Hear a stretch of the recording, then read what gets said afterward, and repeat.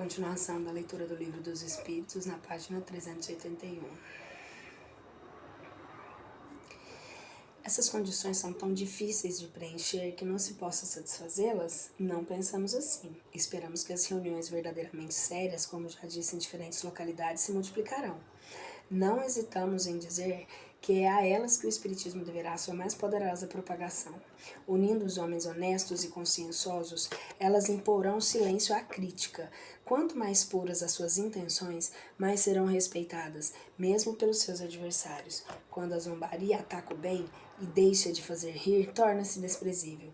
É nas reuniões desse gênero que um verdadeiro laço de simpatia e uma solidariedade mútua se estabelecerão pela força das circunstâncias e contribuirão para o progresso geral. 342. Seria um erro acreditar que as reuniões em que se ocupa mais especialmente de manifestações físicas estejam fora desse concerto fraternal, que elas excluam todo o pensamento sério. Se não requerem condições tão rigorosas, nem por isso podem ser realizadas e assistidas com leviandade impunentemente. Estaria enganado quem acreditasse que o concurso dos assistentes seja nulo. Temos a prova do contrário no fato que, frequentemente, as manifestações desse gênero, mesmo provocadas por poderosos médios, não podem se produzir em certos meios. Há, então, influências contrárias, e essas influências não podem ser senão a divergência ou hostilidade dos sentimentos que paralisam os esforços dos espíritos.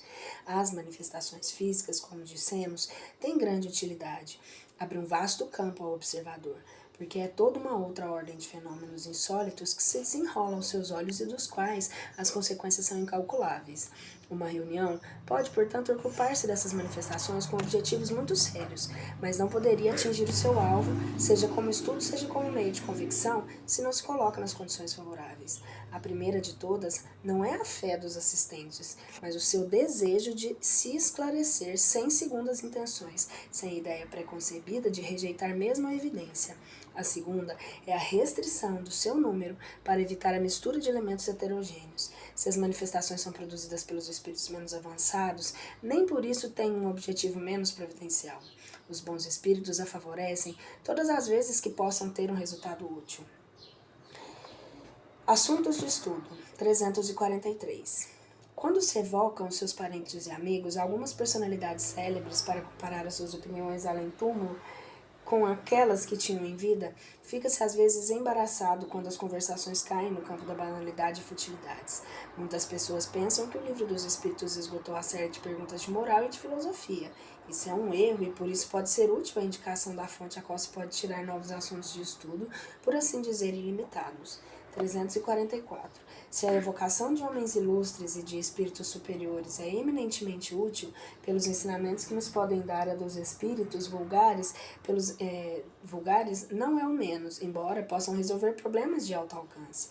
Por sua inferioridade, eles mesmos se retratam e quanto menor é a distância que os separam de nós, mais encontramos aí relações com a nossa própria situação, sem contar que nos oferecem às vezes traços característicos do mais alto interesse, assim como já explicamos no número 281. Falamos da utilidade das evocações particulares. É então uma mina inesgotável de observações, ainda mesmo que evoquemos os homens que apresentem qualquer particularidade em relação ao seu gênero de morte, de idade, de boas ou más qualidades, de sua posição feliz ou infeliz sobre a terra, hábitos, estado mental e etc. Com os espíritos elevados, o quadro de estudo se amplia. Além de suas questões psicológicas que têm um limite, podemos propor-lhes inúmeros problemas morais sobre todas as instruções da vida, sobre a melhor conduta a assumir nesta ou naquela circunstância dada, sobre os nossos deveres recíprocos, o valor da instrução que se recebe sobre um assunto qualquer, moral, histórico, filosófico ou científico, depende inteiramente do estado de espírito que se interroga. Cabe a nós julgar. 345. Além das evocações propriamente ditas, os ditados espontâneos oferecem matérias de estudo ao infinito. Consiste em esperar um assunto que agrada aos espíritos tratar. Muitos médios podem, nesse caso, trabalhar simultaneamente. Algumas vezes pode-se fazer o apelo a um determinado espírito, e o mais comum é esperar que aqueles queiram se apresentar. Eles vêm às vezes de maneira mais imprevista. Esses ditados podem dar lugar a inúmeras perguntas das quais o tema já se acha assim preparado. Elas devem ser conectadas com o cuidado dos quais o tema já se acha assim preparado. Elas devem ser comentadas com cuidado para estudar todos os pensamentos que encerram e julgam se trazem com elas o selo da verdade. Esse exame, feito com serenidade, é, como dissemos, a melhor garantia contra a intrusão de espíritos mistificadores. Por esse motivo, tanto para a instrução de todos, poderá ser dado conhecimento das comunicações obtidas fora da reunião. Há, como se vê, uma fonte inesgotável de elementos sumamente sérios e intrusivos. 346. As ocupações de cada sessão podem ser reguladas como se segue. Primeiro, leitura das comunicações obtidas na última sessão passadas a limpo. Segundo, assuntos diversos como correspondência, leitura de comunicações obtidas fora das sessões, relação de fatos que interessam ao espiritismo. Terceiro, trabalhos de estudo, ditados espontâneos, questões diversas e problemas morais propostos aos espíritos, evocações. Quarto, conferência, exame crítico e analítico das diversas comunicações, discussão sobre os diferentes pontos da ciência espírita. 347. Os grupos novos em formação são algumas vezes atrasados em seus trabalhos e pela falta de médiuns. Os médiuns são seguramente um dos elementos essenciais das reuniões espíritas, mas não são um elemento indispensável. Seria errado pensar que em sua falta nada se poderia fazer.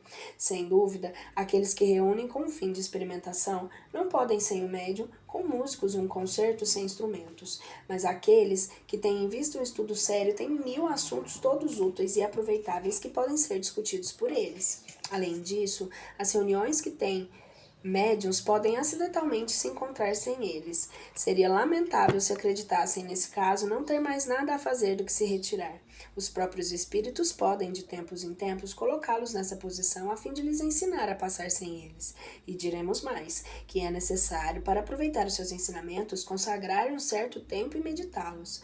As sociedades científicas não têm sempre os instrumentos de observação sobre os olhos. Entretanto, não são embaraçadas para encontrar temas de discussão. Na ausência de poetas e oradores, as sociedades literárias leem e comentam as obras dos autores antigos e modernos. As sociedades religiosas meditam sobre as escrituras. As sociedades espíritas devem fazer o mesmo e tirarão grande proveito para o seu aperfeiçoamento, estabelecendo conferências nas quais se leiam e se comentariam tudo o que se tem em relação ao espiritismo ou contra ele. Dessa discussão, a que cada um leva o atributo de suas reflexões, brotariam traços de luz que passaram despercebidos em uma leitura solitária. Ao lado dessas obras especiais, os jornais fornecem fatos, relatos, acontecimentos de virtudes e vícios que levantaram graves problemas morais e que só o Espiritismo pode resolver. Esse também é um meio de provar que o Espiritismo se liga a todos os ramos de ordem social. Afirmamos que uma sociedade que se organizasse seu trabalho nesse sentido, procurando os materiais necessários, não encontraria tempo a dar comunicações diretas aos espíritos. Por isso, chamamos sobre esse ponto a atenção de grupos verdadeiramente sérios, aqueles que desejam mais ardentemente se instruir, que procurar um passatempo.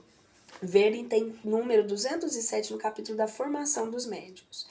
Rivalidade entre as sociedades. 348. As reuniões que se ocupam exclusivamente das comunicações inteligentes e aquelas que se entregam ao estudo das manifestações físicas têm cada uma sua missão. Nem umas nem outras estariam no verdadeiro espírito do espiritismo se olhassem com rivalidade. Aquela que jogasse pedra na outra provaria só por isso a má influência que a domina. Todos devem concorrer, mesmo por vias diferentes, para um objetivo comum, que é a pesquisa e a propagação da verdade. Seu antagonismo seria o efeito do orgulho superexcitado, fornecendo armas aos detratores, só prejudicariam a causa que pretendem defender. 349. Estas últimas reflexões se aplicam igualmente a todos os grupos que poderiam divergir sobre alguns pontos da doutrina.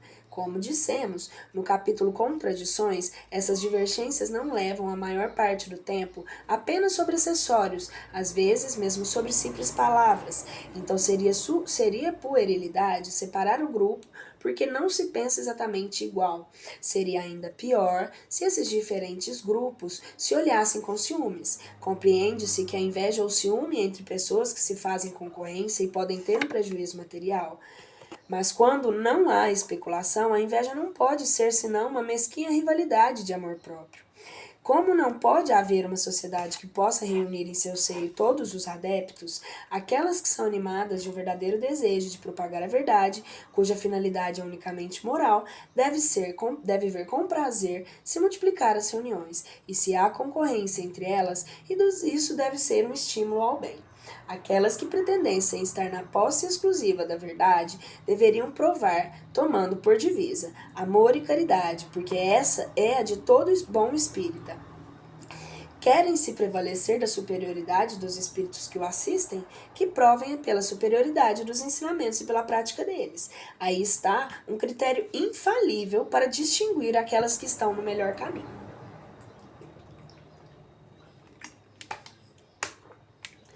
Certos espíritos, mais presunçosos que lógicos, tentam por vezes se impor os sistemas estranhos e impraticáveis, em favor de nomes venerados dos quais se enfeitam. O bom senso, logo justiça de suas utopias, mas esperando, podem semear a dúvida e a incerteza entre os adeptos, daí a causa de dissentimentos momentâneos. Além dos meios que indicamos para avaliar esses sistemas, há outro critério que dá medida de seu valor: o número de partidários que recrutam. A razão diz que o sistema que encontra mais eco nas massas deve estar mais perto da verdade que aquele que é rejeitado pela maioria e vê suas fileiras diminuírem.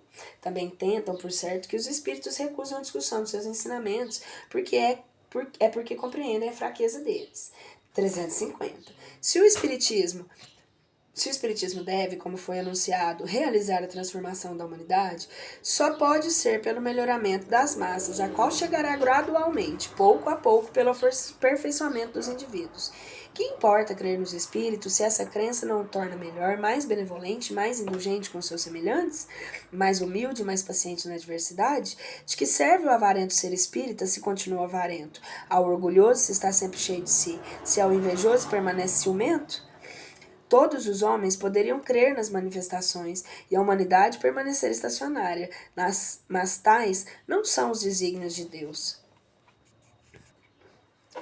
É em direção ao objetivo providencial que devem caminhar todas as sociedades espíritas, agrupando em torno delas todas que têm os mesmos sentimentos. Então haverá entre elas união, simpatia, fraternidade e um vão e pueril antagonismo de amor próprio, de palavras mais do que coisas. Agora sim elas serão fortes e poderosas porque se apoiarão sobre uma base inabalável, o bem para todos. Então, serão respeitadas e imporão silêncio às tolas zombarias, porque falarão em nome da moral evangélica respeitada por todos.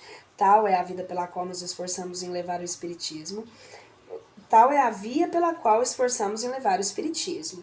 A bandeira que evoramos bem alta é aquela do Espiritismo cristão e humanitário, em torno do qual somos felizes de ver já tantos homens se reunirem sobre todos os pontos do globo, porque compreende que lá está a âncora da salvação, a salvaguarda da ordem pública, o sinal de uma nova era para a humanidade. Convidamos todas as sociedades espíritas a concorrer nessa grande obra, de que de uma ponta a outra do mundo se estenda uma mão fraternal, e apanhar o mal nas malhas de uma rede inextricável.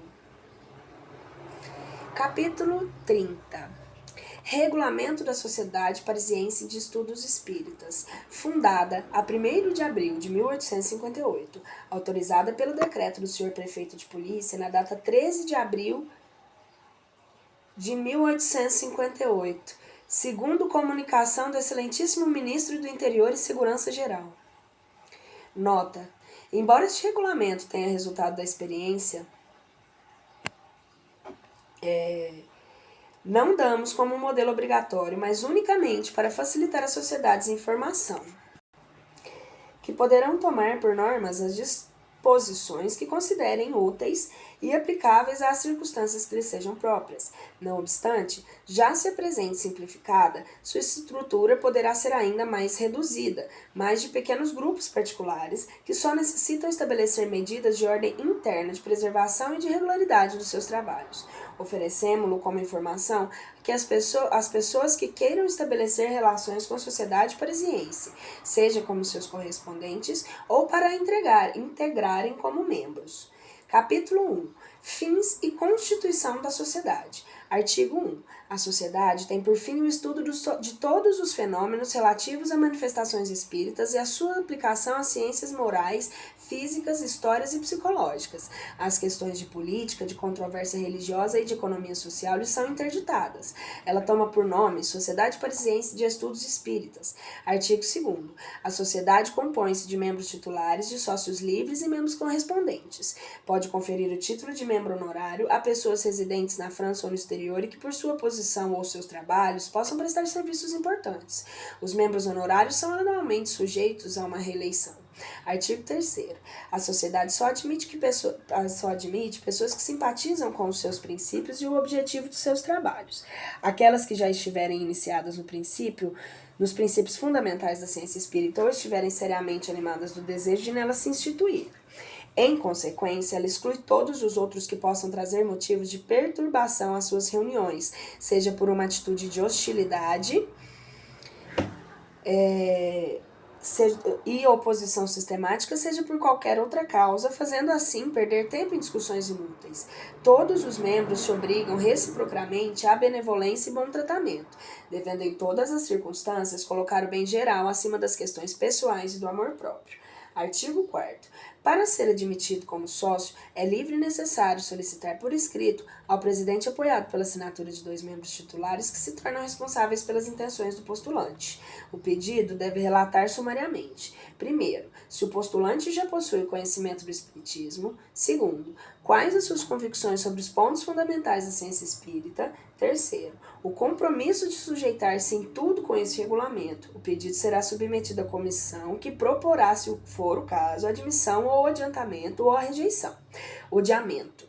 O odiamento é de rigor para todo candidato que ainda não possui nenhum conhecimento da ciência espírita e não simpatiza com os princípios da sociedade. Os sócios livres têm o direito de assistir a todas as sessões, de participar de todos os trabalhos e das discussões de estudo, mas em caso algum terão voto deliberativo no que concerne as questões administrativas da sociedade. Os sócios livres só serão pelo plano de sua admissão, devendo a sua permanência na sociedade ser ratificada a fim desse primeiro ano. Artigo 5º. Para ser membro titular, é necessário ter sido sócio livre pelo menos durante 1 ano, ter assistido a mais de metade das sessões e haver dado durante esse tempo provas notórias de seus conhecimentos e suas convicções em relação ao espiritismo, de sua adesão aos princípios da sociedade e de sua vontade de agir em todas as circunstâncias, no tocante a seus colegas, segundo os princípios da caridade moral e espírita. Os sócios livres, que durante 6 meses tiverem assistido às sessões da sociedade, poderão ser admitidos como membros titulares. Além disso, se cumprirem as demais condições, a admissão será proposta ex officio pela comissão com assentimento do associado, se for apoiada por 3 membros titulares. Em seguida, se for o caso, submetido ao pronunciamento da sociedade em votação secreta após um relatório verbal da comissão. Somente os membros titulares têm direito ao voto deliberativo e gozam da faculdade concedida pelo artigo 25. Artigo 6º. A sociedade limitará, se julgar conveniente, o número de sócios livres e dos membros titulares. Artigo 7º.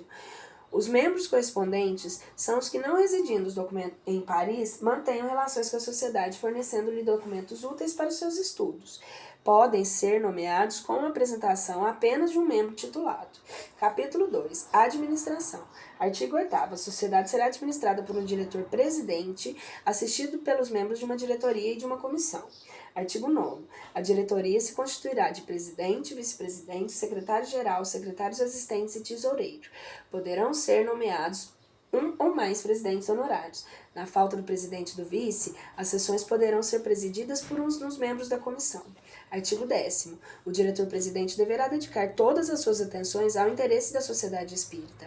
Cabe-lhe a direção geral e a superintendência da administração, bem como a conservação dos arquivos. O presidente é nomeado por 3 anos e os demais membros da diretoria por 1 ano, sendo indefinidamente reelegíveis. Artigo 11º. A comissão se compõe dos membros da diretoria de mais de 5 titulares, escolhidos de preferência entre os que tenham prestado concurso ativo aos trabalhos da sociedade, prestado serviço às causas do espiritismo ou revelado seu espírito benevolente e conciliador. Esses 5 membros são como os da diretoria, nomeados por 1 ano e reelegíveis. A comissão é presidida de direito pelo diretor-presidente ou, na sua falta, pelo presidente ou por aquele que um de seus membros designados para esse fim. A comissão é encarregada do exame prévio de todas as questões administrativas e outras ligadas à sociedade, do controle de receitas administrativas e outras ligadas à sociedade, do controle de receitas e despesas ordinárias e de todas as medidas que julga necessárias. Deve ainda examinar as matérias de estudo propostas pelos diversos membros, a formulá-las ela mesma, seu futuro, e fixar a ordem das sessões de acordo com o presidente. O presidente pode sempre se opor ao exame de certos assuntos e a sua colocação na ordem do dia, salvo quando se concorrer à diretoria que decidirá. A comissão se reúne regularmente antes da abertura das sessões para o exame dos assuntos em pauta e também em qualquer outro momento que julgar conveniente. Os membros da diretoria e da comissão que estiverem ausentes durante 3 meses consecutivos, sem terem apresentado justificativa, serão considerados como anunciantes e as suas funções será providenciada a sua substituição. Artigo 11º. As suas decisões, sejam da sociedade ou da comissão, serão tomadas por maioria absoluta dos membros presentes. Em caso de empate, o voto do presidente decidirá. A comissão pode deliberar com a presença de 4 de seus membros. A votação secreta poderá ser feita se for pedida por 5 membros. Artigo 13º. A cada 3 meses, 6 membros escolhidos entre os titulares ou sócios livres serão escolhidos para cumprir as funções de comissários. Os comissários serão encarregados de levar pela ordem a boa realização das sessões, de verificar o direito de participação de qualquer pessoa estranha que se apresente para assisti-las.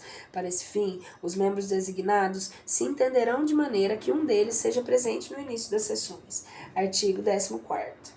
O ano social começa em 1º de abril. As designações para a diretoria e a comissão serão feitas na primeira sessão do mês de maio. Os membros em exercício continuarão em suas funções até essa época.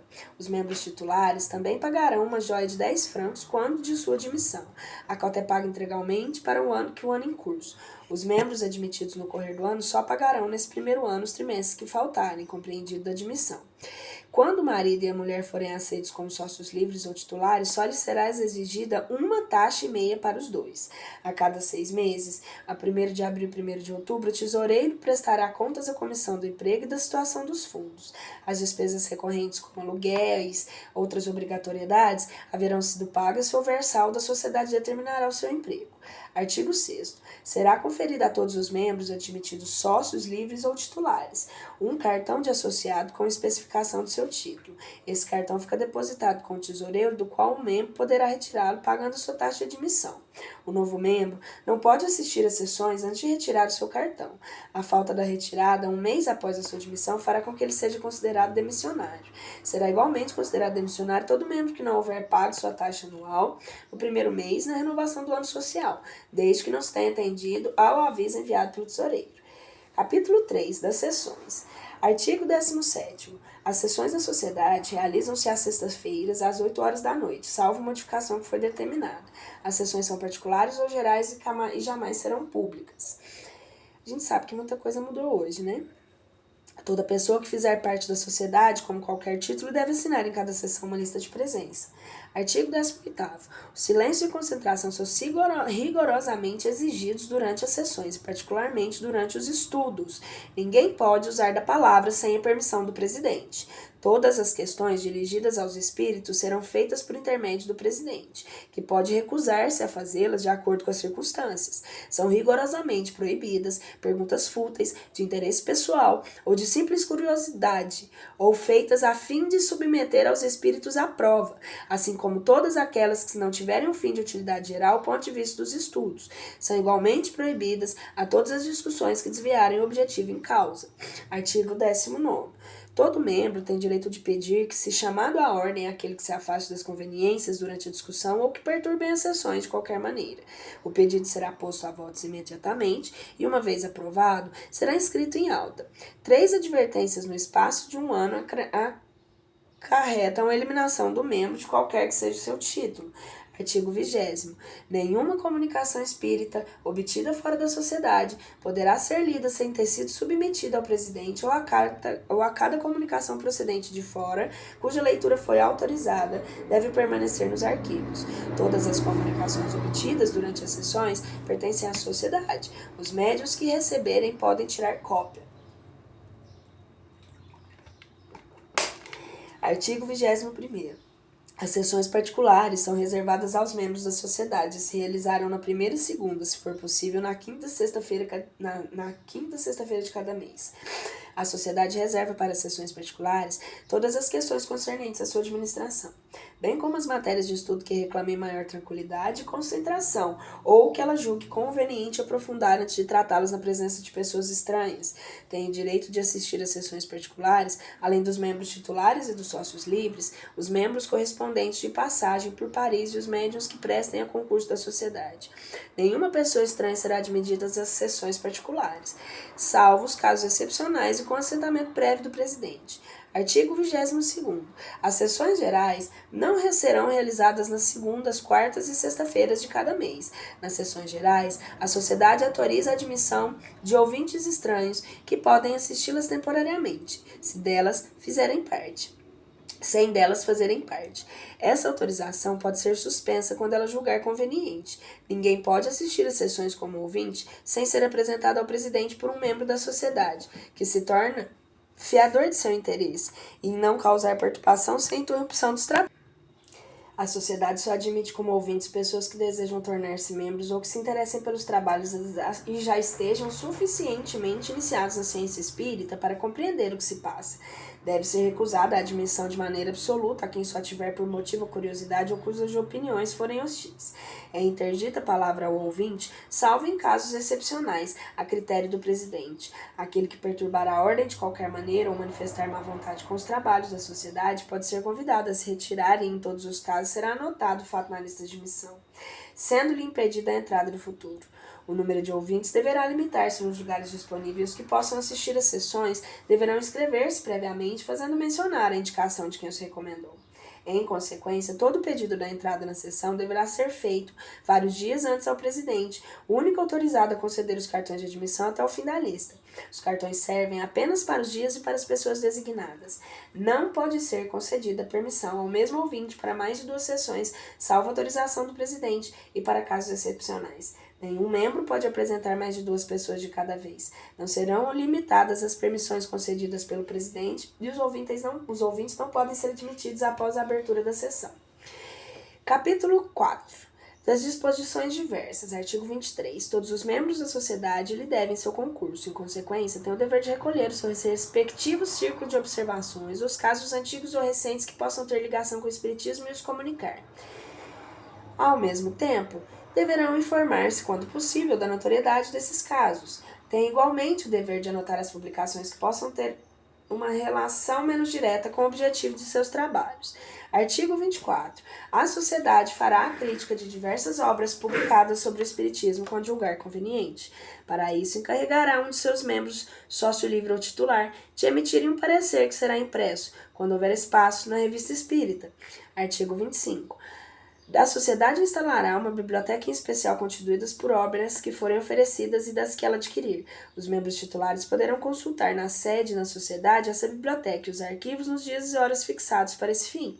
Artigo 26. A sociedade, considerando que sua responsabilidade pode ser moralmente comprometida por publicações particulares feitas pelos seus membros, determina que ninguém poderá usar em nenhum escrito a título do membro da sociedade sem estar autorizado para isso, e sem haver dado a ela conhecimento prévio do texto. A comissão será encarregada de fazer um relatório a respeito. Se a sociedade considerar o escrito incompatível com seus princípios, o autor só pode ter sido ouvido. Será convidado a modificá-lo ou renunciar à sua publicação, ou não publicá-lo com o título de membro da sociedade. Se não quiser submeter-se à decisão, poderá ser eliminado. Qualquer escrito publicado por um membro da sociedade sobre anonimato, sem nenhuma indicação pela qual se possa reconhecer o autor, entra na categoria das publicações ordinárias, cuja apreciação a sociedade se reserva o direito de fazer. Entretanto, sem querer impedir a livre manifestação das opiniões pessoais, a sociedade convida seus membros que tenham a intenção de fazer publicações dessa espécie, previamente lhe pedirem para parecer oficioso no interesse da ciência. Artigo 27º. A sociedade, querendo manter o seu meio e a unidade dos princípios do espírito de benevolência recíproca, poderá eliminar todo membro que se transforme em causa de perturbação ou que se manifestar em hostilidade aberta contra ela por meio de escritos comprometedores para a doutrina de opiniões subversivas ou por um procedimento que ela não possa provar. A eliminação não será feita, entretanto, senão depois de uma advertência sem efeito e após ouvir um membro inculpado, se este não quiser explicar-se. A decisão será tomada escrutínio secreto por maioria de 3/4 dos membros presentes. Artigo 28º. Todo membro que se retire voluntariamente no decorrer do ano não poderá reclamar da devolução das diferenças do seu pagamento de taxa. São diferenças reembolsadas no caso de eliminação feita pela sociedade. Artigo 29º. Esse regulamento poderá ser modificado se necessário.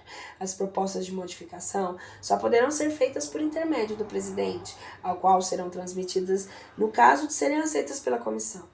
A sociedade, sem se modificar seu regulamento nos pontos essenciais, pode adotar todas as medidas complementares que achar convenientes. Capítulo 31. Dissertações espíritas. Reunimos neste capítulo algumas dissertações espontâneas que podem completar e dar forma aos princípios contidos nessa obra. Poderíamos inserir um número muito maior, mas nos limitamos àquelas que particularmente se referem ao futuro do espiritismo, aos médiuns e às reuniões. Damos ao mesmo tempo como instruções e como modelos de gênero de comunicações realmente sérias. Encerramos o capítulo com algumas comunicações apócrifas, seguidas de observações apropriadas a fazê-las reconhecer.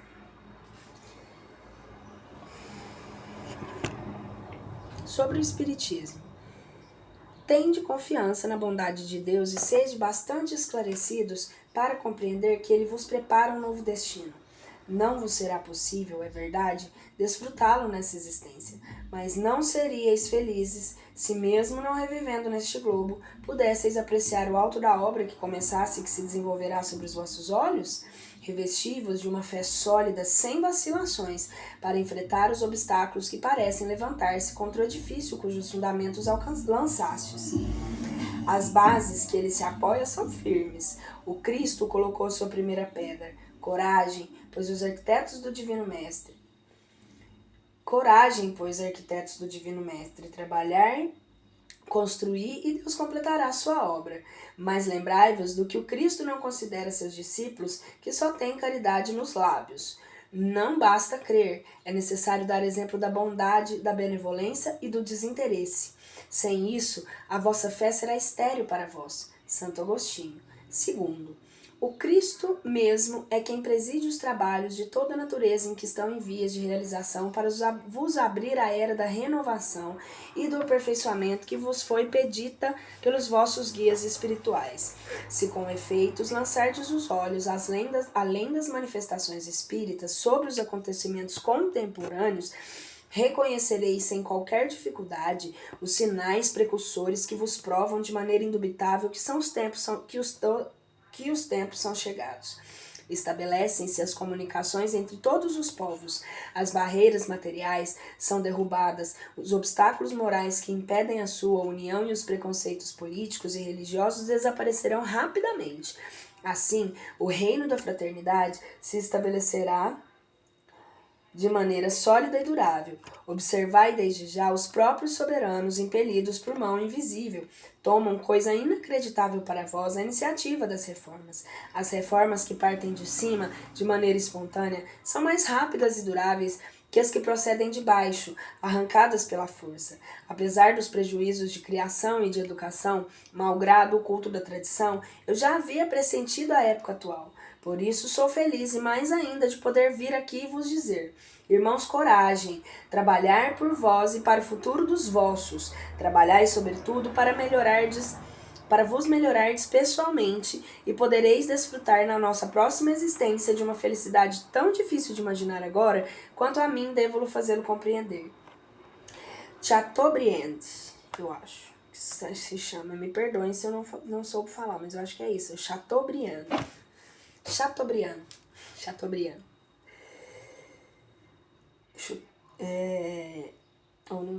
Enfim. 3. Penso que o Espiritismo é um estudo inteiramente filosófico das causas ocultas dos movimentos interiores da alma, pouco ou nada esclarecidos até hoje.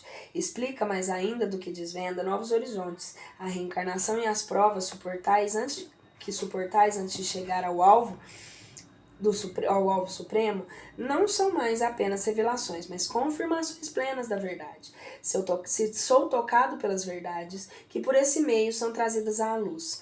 Digo meio com interação, pois ao meu ver o Espiritismo é uma alavanca que derruba as barreiras da incompreensão. A preocupação com as questões morais está sendo despertada por toda a parte. Discute-se a política que desperta o interesse geral. Discutem-se os interesses particulares, despertam paixões os ataques ou a defesa de personalidades, os sistemas e conquistas partidários e derrotadores. Mas as personalidades, mas as verdades morais, que são o alimento da alma, o pão da vida, permanecem na poeira acumulada dos séculos. Todas as formas de aperfeiçoamento parecem úteis aos olhos do povo, menos das da alma. Sua educação, sua elevação parecem quimeras que servem apenas para ocupar os lazeres dos padres, dos poetas, das mulheres, sejam como simples moda ou título de ensinamento. Se o espiritismo ressuscita o espiritualismo, dará à sociedade o impulso que despertará em sua dignidade interior, em outros a resignação, em todos a necessidade de elevar-se para o Ser Supremo, olvidado e desconhecido pelas suas ingratas criaturas. Jean-Jacques Rousseau. Se Deus envia os espíritos para instruir os homens, é com o fim de esclarecer sobre os seus deveres, de lhes mostrar a rota pela qual... Se Deus envia os espíritos para instruir os homens, é com o fim de se esclarecer sobre os seus deveres, de lhe mostrar qual a rota pela qual podem abreviar as suas novas, apressando assim o seu adiantamento. Da maneira que o futuro amadurece, o homem chega à perfeição, mas ao lado dos espíritos bons que velam pelo vosso bem, há também os espíritos imperfeitos que desejam o vosso mal. Enquanto vos impelem para a frente, outros vos puxam para trás. É em distingui-los que deveis pôr vossa atenção. O meio é fácil, tratais simplesmente de compreender tudo que vem de um espírito bom não pode prejudicar ninguém. E que tudo que for mal só pode vir de um espírito mau. Se não ouvirdes os sábios conselhos dos espíritos que vos querem bem, se ofenderdes com as verdades que eles vos disserem, é evidente que estáis aceitando as influências dos espíritos maus. Só o orgulho pode vos impedir que vejais quem sois realmente. Mas se não podereis ver por vós mesmos, outros veem por vós de maneira que sois censurados pelos homens, que riem de vós por trás e pelos espíritos, um espírito familiar. Vossa doutrina é bela e santa, seu primeiro marco está plantado, solidamente plantado. Agora só tens... Um espírito familiar que fala isso aqui, agora é o 5. Vossa doutrina é bela e santa, seu primeiro marco está plantado, solidariamente plantado. Agora só tens que marchar. O caminho está aberto, grande e majestoso. Bem-aventurado é aquele que chegar ao porto. Quanto mais prosélitos fizerem, mais lhe será contado. Mas para isso é necessário não abraçar a doutrina com frieza. É preciso fazê-lo com ardor. Esse ardor será multiplicado, porque Deus está sempre convosco quando praticais o bem. Todos os que conduzirdes serão ovelhas que voltarão ao aprisco, pobres ovelhas que se haviam transviado. Acreditai, o mais cético, o mais ateu, o mais incrédulo, enfim, sempre tem um pequeno recanto no coração que desejaria poder ocultar a si próprio. Pois bem, é esse cantinho que se deve procurar, que se deve encontrar, porque esse é o lado vulnerável que se tem de atacar. É uma pequena brecha deixada aberta expressamente por Deus para facultar a sua criatura em meio de retornar a Ele. São Bento. Não vos receeis de certos obstáculos, certas controvérsias. Não atormenteis a ninguém com qualquer teimosia. A persuasão só chegará aos incrédulos pelo vosso desinteresse, pela vossa tolerância e a vossa caridade com todos, sem exceção. Guardai-vos, sobretudo, de violentar a opinião, mesmo por simples palavras ou demonstrações públicas. Quanto mais modestos, mais conseguireis a apreciação dos outros. Que nenhum móvel vos leve a agir, e encontrareis nas vossas consciências uma força de atração que só o bem proporciona. Os espíritos, por ordem de Deus, trabalham para o progresso de todos, sem exceção. Vós, espíritas, fazei o mesmo. São Luís. Qual a distinção humana, ou mesmo divina, que não se deve vencer obstáculos e cismas com os quais deve lutar? Se tivesseis apenas uma existência triste e preguiçosa, ninguém vos atacaria, sabendo que sucumbireis de um momento para o outro. Mas com a vossa vitalidade é forte e ativa, como árvore tem fortes raízes, supondo que pode viver um longo tempo, tentam cortá-las a machadadas. Que fazem esses invejosos? Cortarão quando muito alguns ramos, que renascerão com nova seiva e serão mais fortes do que nunca. Channing. Esse foi Xênesis. 8º. Quero falar-vos sobre a firmeza que devereis ter nos trabalhos espíritas. A respeito desse assunto já foi feita uma citação que vos aconselho a estudar de todo o coração, aplicando-o a vós mesmos, pois como São Paulo, serei perseguidos, não em carne e osso, mas em espírito. Os fariseus e os incrédulos de hoje vos hão de escarnecer e injuriar, mas nada deveis de temer, pois se trata de uma prova que vos fortificará, e se a souberdes entregar a Deus, pois assim vereis vossos esforços mais tarde, coroados de sucesso. Será esse para vós um grande triunfo à luz da eternidade, enquanto neste mundo já será uma consolação para todos os que perderam parentes e amigos. Saber que eles estão felizes e podem comunicar-se convosco é uma felicidade, mas marchai avante, portanto, cumprindo a missão que Deus vos dá. Ela vos será contada em dia que comparecerdes ao Todo-Poderoso. Channing de novo. 9. Sou eu que venho, teu Salvador e o teu juiz. Venho como outrora entre os filhos transviados de Israel. Venho trazer a verdade e dissipar as trevas. Ouvi-me. O Espiritismo, como outrora minha palavra, deve lembrar aos materialistas que acima deles reina a verdade imutável. O Deus bom, o Deus poderoso que faz germinar as plantas e levantar as ondas. Revelei a divina doutrina. Com um ceifeiro, liguei os feixes o bem esparso pela humanidade disse: vinde a mim todos vós que sofreis. Mas os homens ingratos se desviaram do caminho reto, largo que conduz ao reino do meu Pai, e se perderam nos ásperos atalhos da impiedade. Meu Pai não quer aniquilar a raça humana, quer não mais por intermédio dos profetas, não mais por meio dos apóstolos, mas que vos ajudeis uns aos outros, mortos e vivos, ou seja, mortos segundo a carne, porque a morte não existe, e que vos socorrais mutuamente, e que a voz dos que não mais existem se faça ouvir ainda para clamar. Orai e crede, porque a morte, a ressurreição e a vida para a prova escolhida durante a qual as vossas virtudes cultivadas devem crescer e se desenvolver como o cedro. Crede nas vozes que vos respondem, são as próprias almas daqueles que evocais. Só raramente me comunico. Meus amigos, os que assistiram à minha vida e à minha morte, são os intérpretes divinos dos desígnios do meu Pai.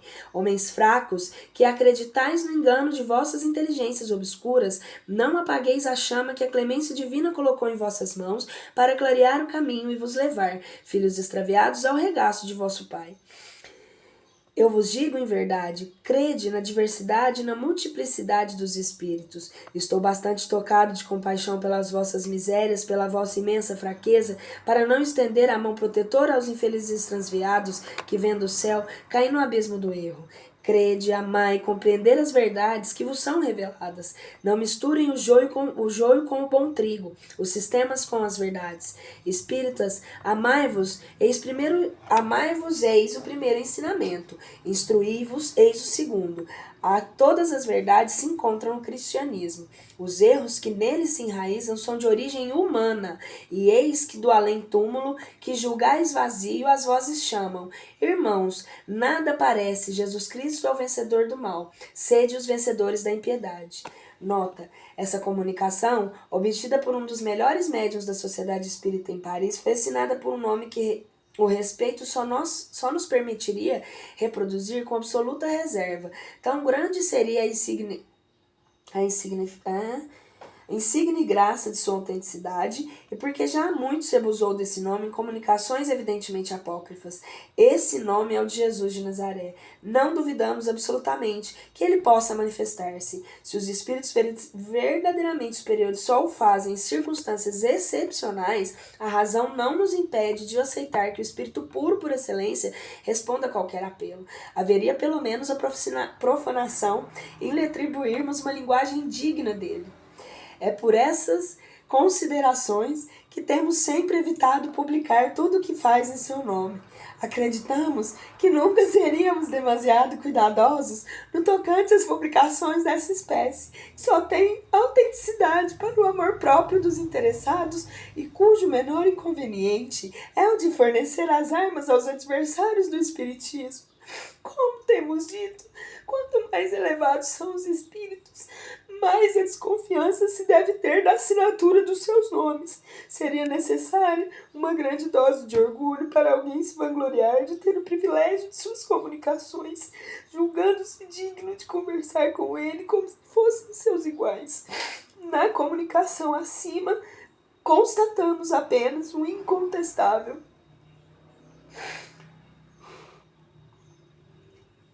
A incontestável superioridade da linguagem e dos pensamentos, deixando a cada um o cuidado de apreciar se aquele de quem traz o nome rejeitaria ou não. Sobre os médiuns.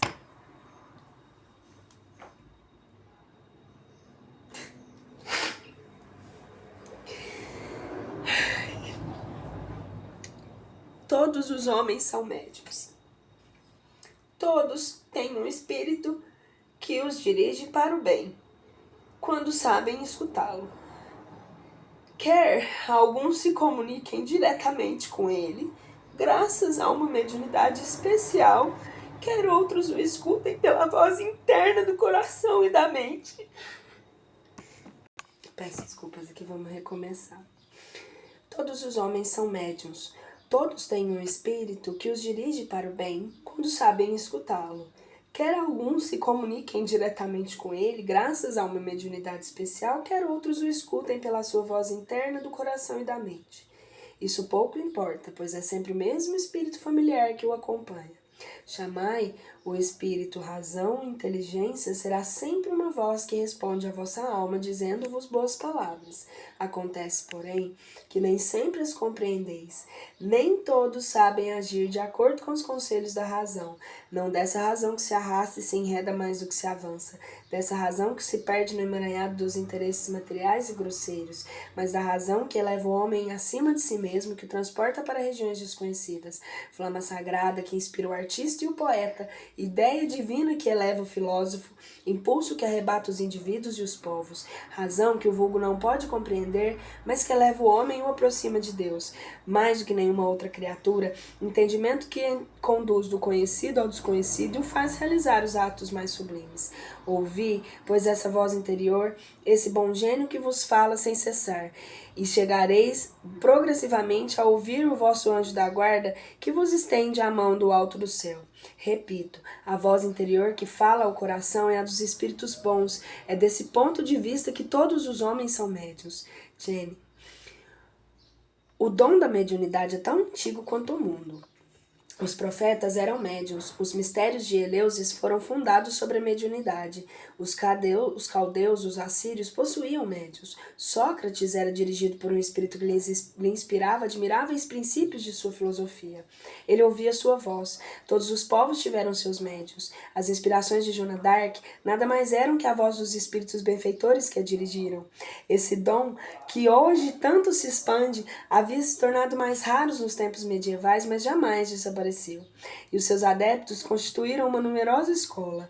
A França dos últimos séculos, irônica e voltada para uma filosofia que, desejando destruir os abusos de intolerância religiosa, asfixiava no ridículo tudo quanto era ideal. Deveria afastar o espiritismo, que não cessava de progredir no norte. Deus permitiria essa luta de ideias positivas contra as ideias espiritualistas, porque o fanatismo se transformara na arma dessas últimas. Hoje que os progressos das indústrias e das ciências desenvolveram a arte de bem viver, de tal maneira que as tendências materiais se tornaram dominantes, Deus quer que os espíritos sejam reconduzidos aos interesses da alma. Ele quer que o aperfeiçoamento do homem moral se transforme em aquilo que deve ser, isso é, a finalidade no alvo da vida. O espírito humano segue a sua marcha necessária semelhante à graduação para que possam todas as coisas do universo visível e invisível. Todo progresso chega na sua hora. A da elevação moral chegou para a humanidade. Ela não se cumprirá ainda nos vossos dias, mas agradecer ao Senhor para assistir-vos essa alvorada bendita. Pierre Jout, o pai do médium. Deus me encarregou de uma missão que devo cumprir junto aos crentes favorecidos pelo mediunato. Quanto mais graças eles recebem do alto, mais perigos enfrentam. A esses perigos são tanto maiores quanto provêm dos próprios favores que Deus lhes concede. As faculdades dos que gozam os médios lhe atraem os elogios dos homens, os cumprimentos e as adulações. Eis o seu tropeço. Esses mesmos médiuns que deviam sempre se lembrar da sua incapacidade anterior, a esquecem, fazem ainda mais. Aquilo que só devem a Deus, atribuem ao seu próprio mérito. O que acontece com isso? Os espíritos bons o abandonam e eles se tornam joguetes dos maus, não dispondo mais de bússola para se guiarem. Quanto mais se tornam capazes, são mais levados a se atribuírem a um mérito que não lhes pertence, até que Deus o castigue retirando-lhe uma faculdade que já então só lhes poderia ser fatal. Nunca seria demais lembrar-vos de pedir assistência ao vosso anjo da guarda, para que ele vos ajude a estar sempre vigilantes contra o vosso mais cruel inimigo, que é o orgulho. Lembrai-vos bem,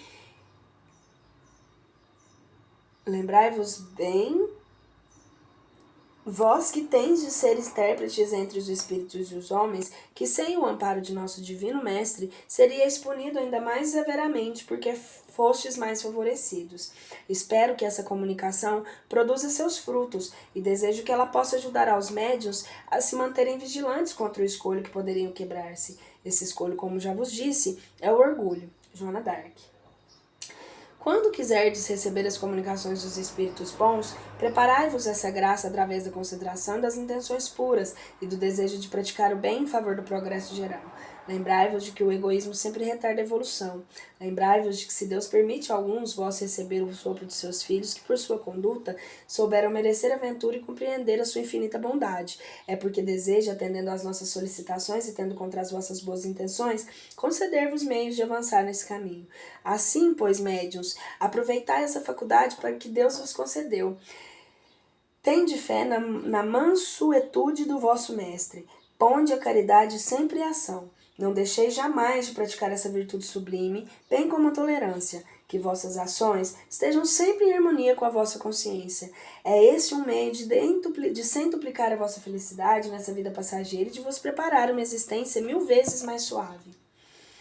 Que o médium que não se sinta com força de preservar o ensino espírita se abstenha, pois não tornando proveitosa a luz que o esclareceu, será mais culpado e terá de expiar a sua cegueira. Pascal.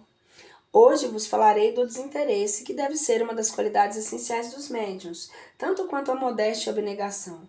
Deus lhes deu essa faculdade para que eles ajudem a propagar a verdade, mas não para fazerem dela um comércio. Por este, não entendo somente que desejasse explorar, como fariam essa faculdade comuns que fizessem os médiuns como outros que se fazem dançarinos ou cantores, mas todos os que pretendessem utilizar a mediunidade com fins interesseiros de qualquer espécie. Seria racional supor que os espíritos bons e mais ainda os espíritos superiores, que condenam a cupidez, consentissem em participar dos espetáculos e se propusessem à disposição de um empresário de manifestações espíritas, como comparsas.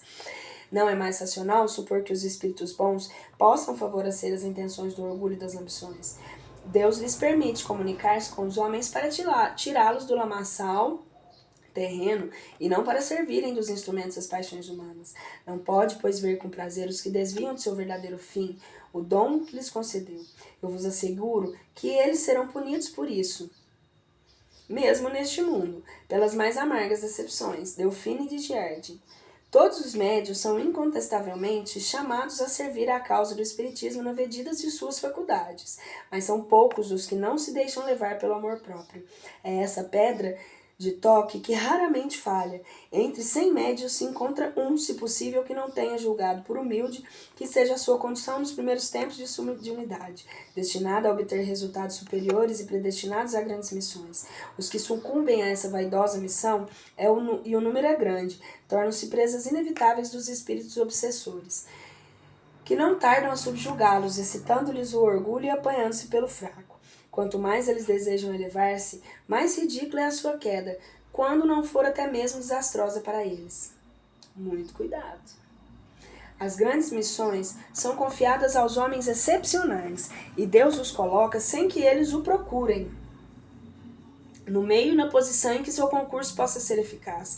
Nunca será demais recomendar aos médiuns inexperientes que desconfiem daquilo que certos espíritos poderão dizer-lhes quanto ao pretenso papel que eles são chamados a exercer, porque se o tomarem a sério, só recolherão decepções desse mundo, a um severo castigo no outro. Que se convençam, portanto, os médiuns de que podem prestar grandes serviços na esfera modesta e obscura em que se acham, ajudando a converter os incrédulos e dando consolações aos aflitos. Se eles estiverem de certa obscuridade, serão conduzidos por mão invisível, que lhes preparará o caminho, colocando-os em evidência, por assim dizer, malgrado eles mesmos. Que se lembrem dessas palavras: quem quiser se elevar será rebaixado, e quem se rebaixar será elevado. O Espírito de Verdade. Sobre as sociedades espíritas, nota: entre as comunicações seguintes, algumas foram dadas na Sociedade Parisiense de Estudos Espíritas ou endereçadas a ela, outras transmitidas por diversos médios. Contém conselhos gerais sobre os grupos, suas organizações e suas dificuldades que podem enfrentar. Por que não... 16. Por que não iniciais as vossas sessões por uma invocação geral, uma espécie de prece que pudesse dispor-vos à concentração? Porque é bom saberdes que sem recolhimento só tereis comunicações levianas. Os espíritos bons só comparecem onde são chamados com fervor de sinceridade. Eis que ainda não se compreendeu devidamente. Compete a vós, portanto, dar o exemplo, a vós se o quiserdes. Podereis tornar-vos uma das colunas do novo edifício. Observamos os vossos trabalhos com satisfação e vos ajudamos, mas com a condição de também poder nos ajudardes, mostrando-vos a altura a missão que foste chamados a cumprir. Formai um feixe e sereis fortes. Os espíritos maus não prevalecerão contra vós. Deus ama os simples de espírito, o que não quer dizer os tolos, mas os que sabem renunciar a si mesmos e procurá-lo sem orgulho. Podeis tornar-vos um farol para a humanidade. Aprendei a distinguir o joio do trigo. Semeai apenas o trigo e evitai espalhar o joio, porque este o impedirá o trigo que germine e sereis responsáveis por todo o mal que decorrer disso. Assim, sereis responsáveis pelas doutrinas errôneas que divulgardes. Lembrai-vos de que um dia o mundo pode voltar os olhos sobre vós. Esforçai-vos para que nada possa empanar o brilho das coisas boas que sairão do vosso esforço. É por isso que vos recomendo pedir a Deus que vos assista. Santo Agostinho. Solicitado a ditar uma fórmula de invocação geral, Santo Agostinho respondeu: sabeis que não existe nenhuma fórmula absoluta. Deus é bastante grande para dar mais importância às palavras do que ao pensamento. Não acrediteis que seja suficiente pronunciar algumas palavras para afastar os espíritos maus. Guardai-vos, sobretudo, de usar uma dessas fórmulas banais que são receitadas por desencargo de consciência. Sua eficácia está na sinceridade do sentimento e na unanimidade da intenção, pois aqueles que não se associarem de coração não serão beneficiados e nem poderão beneficiar os outros. Escrevei-as mesmo e submetei-as, se quiserdes, a mim, eu vos ajudarei. Nota: a fórmula seguinte de invocação geral foi redigida com o concurso do Espírito, que se completou em vários pontos. Suplicamos a Deus Todo-Poderoso que nos envie os Espíritos bons para nos assistirem, que afaste de nós os que pudessem nos induzir a erro. Dai-nos a nossa luz necessária para distinguir a verdade da impostura. Afastai também os espíritos malfazejos que pudessem lançar a desunião em nosso meio, suscitando inveja, orgulho e ciúme. Se alguns tentarem entrar em nosso recinto em nome de Deus, determinamos que se retirem. Espíritos bons, que presidis nossos trabalhos, vinde instruir-nos e tornar-nos dóceis aos vossos conselhos, fazer que todo o sentimento pessoal se desapareça entre nós ante o pensamento do bem geral. Pedimos especialmente ao nosso protetor particular dar-nos hoje o seu concurso.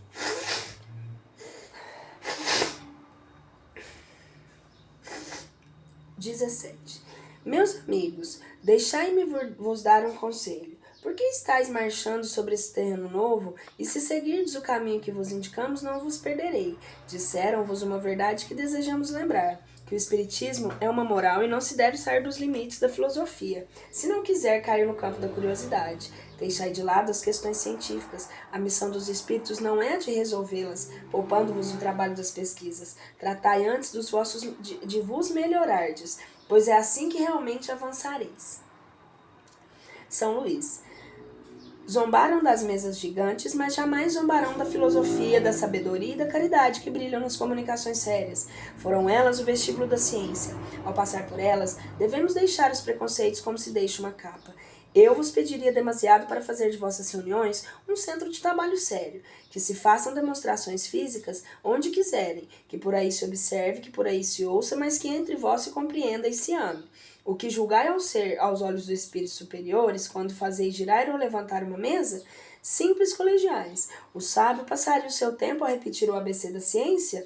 Entretanto, ao ver-vos interessados nas comunicações sérias, eles vos consideram como homens sérios em busca da verdade. São Luís. Perguntamos a São Luís, com isso, que ele queria condenar as manifestações físicas e ele respondeu: eu não poderia condenar as manifestações desde que elas se ocorrem, que é com a permissão de Deus e com uma finalidade útil. Ao dizer que elas representam o vestíbulo da ciência, assinalei seu verdadeiro lugar e sua utilidade. Não censuro, senão os que a produzem por divertimento e curiosidade, sem delas tirar o ensinamento consequente. Elas estão para a filosofia espírita como a gramática para a literatura, ao que chegou a determinação do grau numa ciência que não perde mais tempo em estudar suas partes elementares. Meus amigos e crentes fiéis, sou sempre feliz de poder vos guiar na senda do bem. É uma doce missão que Deus nos concede, à qual me dedico, porque ser útil já é em si mesmo uma recompensa. Que o Espírito da caridade vos una, tanto a caridade que dá como a que ama. Sede pacientes com as injúrias dos vossos detratores, sede firmes no bem e humildes perante a Deus. O que eleva é somente a humildade. Ela é a única grandeza que Deus reconhece. Somente assim os espíritos vos atenderão. Do contrário, os do mal se apoderarão de vossa alma. Bendizei o nome do Criador e vos engrandecerei aos olhos dos homens, ao mesmo tempo que aos de Deus. São Luís. A união faz a força. Uni-vos para sedes fortes. O Espiritismo geminou, lançou raízes profundas e vai se estender sobre a terra a sua ramagem benfazeja. É necessário que vos torneis invulneráveis aos dardos envenenados de calúnia e de negra falange dos espíritos ignorantes, egoístas e hipócritas.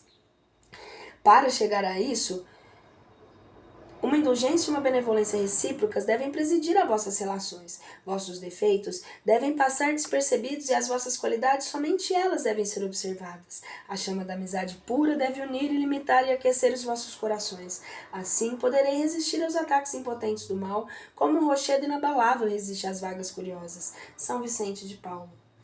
Meus amigos, quereis formar um grupo espírita e eu vos aprovo, pois os espíritos não podem ver com satisfação os médios que se conservam isolados. Deus não lhes concedeu essa faculdade sublime para eles somente, mas para o benefício geral. Na relação com os outros, eles têm 1000 ocasiões de se esclarecer quanto ao mérito das comunicações que recebem, enquanto que sozinhos estão mais sujeitos ao domínio dos espíritos mentirosos, encantados de verem o médium sem controle. Eis que vos deixo, e se não estiverdes dominado pelo orgulho, compreendereis e aproveitareis. Eis agora para os outros. Sabeis realmente o que é uma reunião espírita? Não, porque no vosso zelo pensais que é melhor fazer é reunir o maior número de pessoas a fim de os convencer.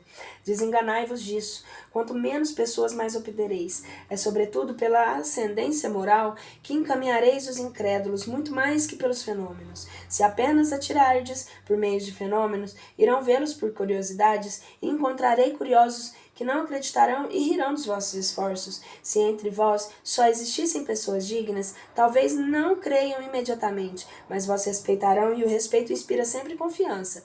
Estais convencidos de que o Espiritismo deve produzir uma reforma moral, que o vosso grupo seja o primeiro a dar exemplo das virtudes cristãs, porque este tempo de egoísmo é nas sociedades espíritas que a verdadeira caridade deve encontrar refúgio. Assim deve ser, meus amigos, um grupo de verdadeiros espíritas. De outra vez, eu vos darei outros conselhos. Fenelon. Perguntaste se a multiplicidade dos grupos numa mesma localidade não poderia provocar rivalidades prejudiciais para a doutrina. A isso eu responderei que se estiverem imbuídos dos verdadeiros princípios dessa doutrina, verão irmãos em todos os espíritas e não rivais. O que vos vissem em todas as reuniões com ciúmes, provariam estar com segundas intenções, por interesse ou amor próprio, não sendo guiados pelo amor da verdade. Garanto-vos que se pessoas assim estivessem entre vós, provocariam logo a perturbação e a desunião. O verdadeiro espiritismo tem por divisa a benevolência e a caridade. Dele se excluiu toda a rivalidade que não seja a do bem que se pode fazer. Todos os grupos que inscreverem essa divisa em sua bandeira poderão dar-se as mãos como bons vizinhos. Os que não são menos amigos por não morarem na mesma casa. Os que pretendessem ter por guia melhores espíritos deveriam prová-lo, mostrando melhores sentimentos. Que haja luta, pois entre eles, mais uma luta de grandeza de alma, de abnegação, de bondade e humildade. Aquele que atirasse uma pedra no outro provaria estar influenciado por espíritos maus. A natureza dos sentimentos que dois homens manifestarem um pelo outro é a pedra de toque pela qual podemos conhecer a natureza dos espíritos que os assistem. Fenelon. Fenelon era massa demais. Eu quero ler sobre esse cara, sério. Eu vou até anotar aqui, vocês me desculpem, mas eu quero saber mais sobre ele. Eu não sei. Vamos todos ler. Perdão. O silêncio e a concentração são as condições essenciais para as comunicações sérias. Jamais obterei essas comunicações quando a atração para as vossas reuniões for apenas curiosidade. Fazei, pois que os curiosos vão se divertir em outro lugar, porque a sua distração seria a causa de perturbações. Não deveis tolerar nenhuma conversação quando os espíritos estão sendo interpretados. Às vezes, aparecem as comunicações que exigem réplicas sérias de vossa parte e respostas não menos graves dos espíritos evocados, que se sentem, notai bem, aborrecidos com os cochichos de certos assistentes. Daí, nada se obter de maneira completa nem realmente séria. O médium que escreve experimenta, ele também distrações bastante nocivas ao seu trabalho. São Luís. Falarei da necessidade de observardes maior regularidade na realização das vossas sessões, evitando toda a confusão e a divergência de ideias. A divergência favorece a intromissão dos maus espíritos em lugar dos bons, e quando isso acontece, quase sempre são eles que respondem às perguntas formuladas. De outra parte, numa reunião composta de elementos diversos e desconhecidos entre si, como se poderiam evitar ideias contraditórias à distração, ou pior ainda, uma vaga brincalhona indiferença? Esse meio eu desejaria encontrar eficiente e seguro. Talvez se encontre na concentração dos fluidos e em torno dos médiuns. Eles somente, mas sobretudo, os que são estimados terem os espíritos bons da reunião. Retém os espíritos bons da reunião.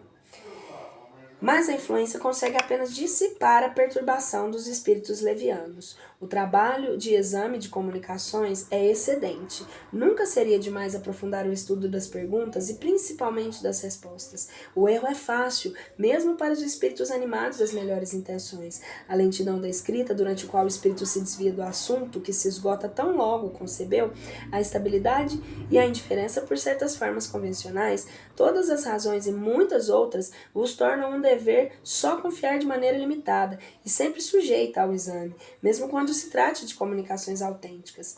George, espírito familiar. 25. Com que fim a maioria das vezes pedis comunicações para os espíritos? Para obter belos trechos que mostrais aos vossos conhecidos como amostra do seu talento e conversais preciosamente uns dos alvos sem lhes dar acolhida dos vossos corações? Pensais que ficamos lisonjeados sem lhe dar acolhida ao nosso coração? Pensai que ficamos lisonjeados de comparecer a reuniões como a um concurso, disputando eloquência para que possais dizer que a sessão foi muito interessante? O que acontece quando recebeis uma comunicação admirável? Julgais que buscamos os vossos aplausos? Pois estáis enganados. Já não gostamos mais de vos distrair de uma maneira ou de outra. De vossa parte há ainda curiosidade que vos impede, procurais dissimulá-la em vão. A vossa finalidade é vos tornardes melhores, quando verificamos que as nossas palavras não produzem efeito, e que tudo que se reduz de vossa parte a uma provação estéril, vamos procurar outras almas que sejam mais dóceis. Deixamos então que venham substituir os espíritos que só gostam de falar e que nunca faltam. Admirai-vos de deixarmos que tomem o nosso nome. Que vos importa isso, desde que para nós tanto faz como tanto fez? Vou ler de novo. A nossa finalidade é vos tornardes melhores. Quando verificamos as nossas palavras, que as nossas palavras não produzem efeito e que tudo se reduz de vossa parte a uma provação estéril, vamos procurar outras almas que sejam mais dóceis. Deixamos então que venham substituir-nos espíritos que só gostam de falar e que nunca faltam. Admirai-vos de vos deixarmos que tomem nosso nome. Que vos importa isso, desde que para nós tanto faz como tanto fez? Sabei, entretanto, que não permitiríamos isso com aqueles que realmente nos interessam. Quer dizer, aqueles que não nos fazem perder tempo. Esses são os nossos preferidos e os preservamos da mentira. Não vos deixeis, senão, de vós mesmos, se não sois frequentemente enganados. Para nós, o homem sério é aquele que evita o riso, não é aquele que evita o riso,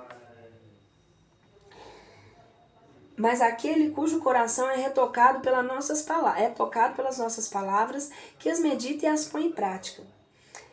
Macilon 26. O espiritismo devia ser em si mesmo uma defesa contra o espírito de discórdia e dissensão, mas esse espírito vem desde todos os tempos brandindo a sua tocha contra as criaturas, porque tem inveja da felicidade dos que buscam a paz e a união. Espíritas, ele pode penetrar as vossas assembleias e não duvideis que pode semear pela inimizade, mas será impotente contra aqueles que forem animados pela verdadeira caridade. Ponde-vos, portanto, em guarda, e vigiai sem cessar a porta do nosso coração, bem como das vossas reuniões, para não deixar o inimigo entrar. Se vossos esforços forem impotentes para os que vos rodeiam, dependerá sempre de vós não lhes permitir o acesso em vossa alma. Se as dissensões agitam o vosso meio, só podem ser provocadas por espíritos maus, pois os que se elevaram ao mais alto grau do sentimento do dever e a compreensão do verdadeiro espiritismo sabem se portar com urbanidade, mostrando-se mais pacientes, mais dignos e mais compreensivos. Os espíritos bons podem, às vezes, permitir essas lutas para que os bons e os maus sentimentos tenham ocasião de se revelar, a fim de se separarem o trigo do joio. Eles ficarão sempre ao lado dos que tiverem mais humildade e verdadeira caridade. São Vicente de Paulo. Repeli impiedosamente todos esses espíritos que se querem fazer conselheiros exclusivos, pegando a divisão e o isolamento. São quase sempre espíritos vaidosos e medíocres, que procuram impor aos homens fracos e crédulos, prodigalizando-lhes louvores exagerados a fim de fasciná-los e mantê-los sob seu domínio. São, geralmente, espíritos famintos de poder, tiranos políticos ou particulares, quando vivos, que ainda querem tiranizar outras vítimas depois da morte. Desconfiar, em geral, das comunicações que revelam um caráter místico, estranho ou que prescrevem cerimônias e práticas bizarras. Há sempre, nesses casos, motivos de suspeita. De outro lado, lembrai-vos de que quando uma verdade deve ser revelada à humanidade, ela é comunicada, por assim dizer, instantaneamente a todos os grupos sérios que possuem médios sérios, e não a este ou aquele em particular, com exclusão dos demais. Ninguém pode ser médium perfeito se estiver obsedado, e a obsessão é evidente quando um médium só recebe comunicações de determinado espírito, por mais alto que este procure se colocar a si mesmo. Em consequência, todo médium, todo grupo que se acredita privilegiado por comunicações que só ele pode receber e que, por outro lado, estão submetidos às práticas da natureza supersticiosa, encontra-se inegavelmente sobre uma obsessão bem caracterizada, sobretudo quando o espírito dominador se vangloria de um nome que todos os espíritos encarnados devem honrar e respeitar e não deixar que o profanem a qualquer propósito. É incontestável que, submetendo ao crivo da razão e da lógica todas as informações e comunicações dos espíritos, será fácil repelir o absurdo e o erro. Um médium pode estar fascinado um grupo enganado, mas o controle severo de outros grupos e o conhecimento adquirido e a alta autoridade moral dos dirigentes das comunicações, dos principais médiuns que recebem com lógica e autenticidade reconhecidas, de espíritos esclarecidos, farão rapidamente justiça a esses ditadores mentirosos e astuciosos provenientes de uma turma de espíritos mentirosos e malévolos. Erasto, discípulo de São Paulo. Eu sempre quis saber quem era. Um dos caracteres distintivos desses espíritos, isso é uma observação, que querem impor-se fazendo aceitar suas ideias bizarras e sistemáticas, é a pretensão, como se fossem eles os únicos a saberem, a ter razão contra todo mundo. Sua tática é a de evitar discussão.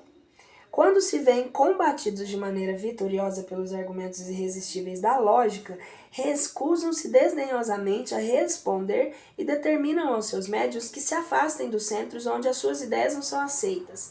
Esse isolamento é o que há de mais fatal pelos médiuns, porque sofrem sem defesa o jugo desses espíritos obsessores que os levam como cego, frequentemente pelos caminhos mais perigosos. Os falsos profetas não existem apenas entre os encarnados, encontram também em número grande entre os espíritos orgulhosos que, sob falsas aparências de amor e caridade, semeiam a desunião e retardam a obra de emancipação da humanidade, ao lançarem entre criaturas seus sistemas absurdos que fazem os médios aceitar, para melhor fascinar os que eles querem enganar, para dar mais peso às suas teorias que eles se enfeitam, sem escrúpulos dos nomes que os homens pronunciam com respeito, como os de santos justamente venerados, os nomes de Jesus, de Maria e do próprio Deus. São eles que semeiam os fermentos da discórdia entre os grupos, que os impelem a isolar-se uns dos outros e se a olharem enciumados. Bastaria isso para desmascarar, pois agindo assim eles mesmos dão o mais formal desmentido ao que dizem ser. Cegos, portanto, são os homens que se deixam apanhar em armadilha tão grosseira. Mas há muitos outros meios de os reconhecer. Os espíritos da ordem, a que eles dizem pertencer, devem ser não só muito bons, mas também eminentemente lógicos e racionais. Pois bem, passai os seus sistemas pela peneira da razão e do bom senso, e verei que o deles restará. Concordai, pois, comigo toda vez que um espírito indica como remédio para os males da humanidade, ou como meio de se atingir a sua transformação, medidas utópicas e impraticáveis, pueris e ridículas. Quando formula sistemas contraditórios com as mais vulgares noções da ciência, não pode ser mais que um espírito ignorante e mentiroso. Por outro lado, lembrai-vos de que em verdade nem sempre é apreciada pelos indivíduos, sempre é pelo bom senso das massas, e esse é também um critério. Se dois princípios se contradizem, tereis a medida de seu valor intrínseco, vendo qual deles encontrará mais ressonância e simpatia. Seria lógico, com o efeito, admitir que uma doutrina cujo número de partidários esteja diminuindo fosse mais verdadeira que a outra cujo número aumenta? Deus, querendo que a verdade atinja a todos, não confina num círculo restrito, faz que ela apareça em diferentes pontos, a fim que por toda parte a luz brilhe ao lado das trevas. Erasto. Amém. Que o que eu esteja fazendo esteja sendo feito em outros lugares também, em vários pontos. Se alguém chegar e ver esse vídeo, me manda uma mensagem e me fala que também está fazendo isso daí. Estamos todos entrando na era digital a favor dos espíritos.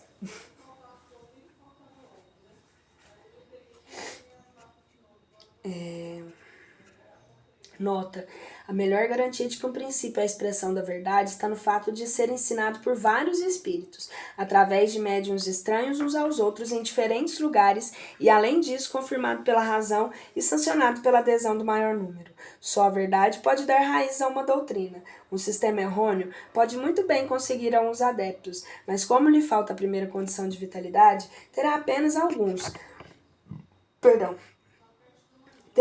uma existência efêmera. Eis porque não há motivo para inquietações. Ele se mata pelos próprios erros e cairá inevitavelmente diante da poderosa arma da lógica. Comunicações apócrifas. Há muitas vezes comunicações de tal maneira absurda, embora assistida por nomes os mais respeitáveis, que o mais vulgar bom senso demonstra sua falsidade, mas há aquelas em que o erro é disfarçado pela mistura com princípios certos, iludindo e impedindo às vezes que se faça distinção à primeira vista. Mas elas não resistem a um exame sério. Daremos a seguir como exemplo algumas. A criação perpétua e incessante dos mundos é para Deus como uma espécie de gozo perpétuo, porque ele vem continuamente com os seus raios se tornarem cada dia mais luminosos em felicidade. Não há número para Deus, como não há tempo. Eis porque centelhas ou milhões são não mais nem menos para ele. E é um pai cuja felicidade se forma da felicidade coletiva de seus filhos. A cada segundo da criação ele vê uma nova felicidade vir se fundir na felicidade geral. Não há parada nem suspensão nesse movimento perpétuo, nessa grande felicidade incessante que fecunda a terra e o céu. Não conhecemos o mundo mais do que uma pequena fração, e tendes, irmãos, que vivem em latitudes que o homem ainda não conseguiu distinguir. O que significam esses calores terríveis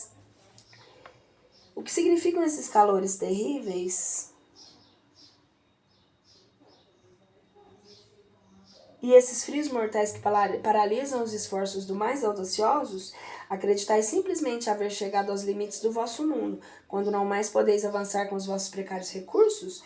Podeis então medir com precisão o vosso planeta? Não acrediteis nisso. Há no vosso planeta mais regiões desconhecidas do que as conhecidas. Mas, como é inútil propagar ainda mais as vossas más instituições de todas as vossas leis imperfeitas, ações e modos de vida, há um limite que vos detém aqui ou ali e que vos deterá até que possais transportar as boas sementes e que o vosso livre-arbítrio produzir. Vós não conheceis o mundo que chamais de terra. Vereis na nossa existência um grande começo de provas dessa comunicação. Eis que a hora vai soar, em que haverá uma outra descoberta além da última, que foi feita. Vereis que vai se alargar o círculo da vossa terra conhecida, quando toda a imprensa cantar essa hosana em todas as línguas. Vós, pobres crianças, que amais a Deus e procurais o seu caminho, o sabereis antes mesmo que aqueles que darão seu nome à nova terra. São Vicente de Paulo. Nota: do ponto de vista do estilo, essa comunicação não suporta crítica. As incorreções, os pleonasmos, os torneios viciosos saltam aos olhos de quem quer que seja um pouco letrado, mas isso não provaria nada contra o nome com que está assinada, atendendo-se que essas imperfeições podem provir da insuficiência do médium, como já demonstramos. O que pertenceria ao espírito seria a ideia. Ora, quando ele diz no nosso planeta há mais regiões desconhecidas do que conhecidas, que um novo continente vai ser descoberto, isso é para um espírito que se diz superior dar prova da mais profunda ignorância. Não há dúvidas de que se podem descobrir, além de regiões geladas, alguns recantos da terra ainda desconhecidos, mas dizer que essas terras são povoadas e que Deus as ocultou aos homens a fim de que eles não levassem para elas as suas más instituições é ter demasiada confiança na cegueira daqueles que recebem semelhantes absurdos. Meus filhos, nosso mundo material e o mundo espiritual, que tão pouco ainda se conhece, são como dois pratos de uma balança perpétua. Até aqui, as nossas regiões, as nossas leis, os nossos costumes e as nossas paixões fizeram de tal maneira perder o prato mal para elevar o do bem, que temos visto o mal reinar sobre a terra.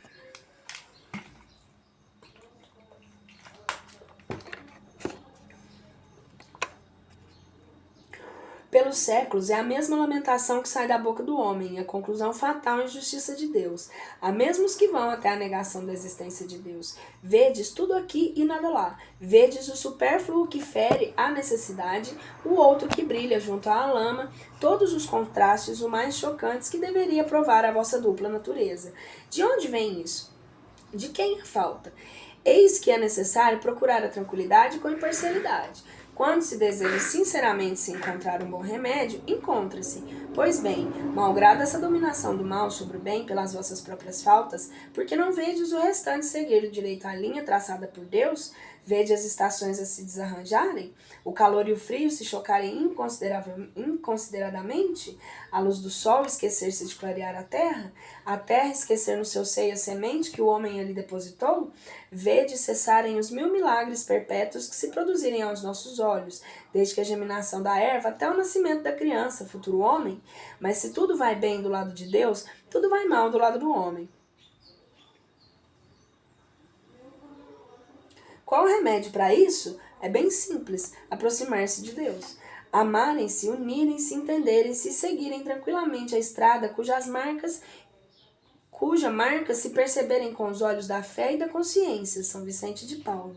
Nota: essa comunicação foi obtida no mesmo círculo da anterior, mas que diferença com a precedente, não somente pelos pensamentos, mas ainda pelo estilo. Tudo é justo, profundo, sensato e certamente São Vicente de Paulo não a renegaria, porque sem temor podemos atribuí-la a ele. Avante, filhos, cerrai as vossas fileiras. Quer dizer que vossa união faça a vossa força. Vós que trabalhais na fundação do grande edifício, velai e trabalhai sempre para consolidar a sua base e poderdes então de elevá-la ao alto, bem alto. O progresso é imenso por todo o nosso globo. Uma quantidade inumerável de prosélitos se enfileira sobre a nossa bandeira. Muitos céticos e mesmo os mais incrédulos também se aproximam. Avante, filhos, marchar de coração erguido, cheios de fé. A rota que guia aos que vêm atrás. Eles serão felizes, muito felizes. Marchai, filhos, não precisai da força e das baionetas para sustentar a vossa causa. Precisai apenas da fé, a convicção, a fraternidade e a união, eis as vossas armas. Com elas sois fortes, mais poderosos que todos os potentados do mundo reunidos, não obstante seus exércitos, suas folhas, seus canhões e suas metralhas. Vós que combateis pela liberdade dos povos e pela renegação da grande família humana, avançai, filhos, coragem na perseverança que Deus vos ajudará. Boa noite e até a vista. Napoleão. Napoleão foi em vida um homem grave, sério e como poucos. Todos conhecem seu estilo breve e conciso. Teria degenerado após a morte, tornando-se verboso e burlesco? Essa comunicação pode ser algum soldado que se chamava Napoleão. Não se pode trocar de religião quando não se pode ao mesmo tempo satisfazer ao senso comum e à inteligência que se tem, que se possa, sobretudo, dar ao homem consolações presentes. Não se troca de religião. Tomba-se da inépita e da dominação da sabedoria e da liberdade. Vamos, pequena armada.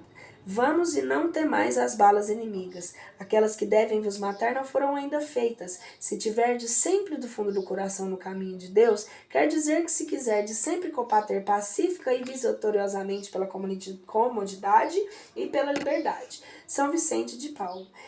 Quem reconhece São Vicente de Paulo com essa linguagem, com esses pensamentos desconhecidos e desprovidos de sentido?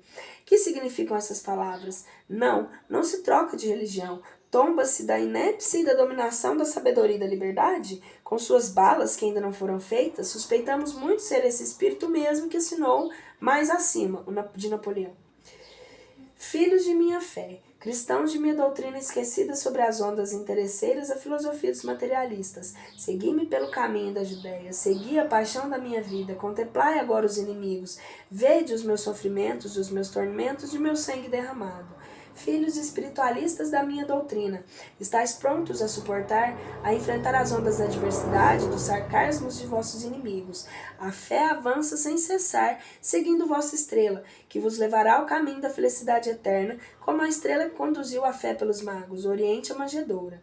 Sejam quais forem as vossas adversidades,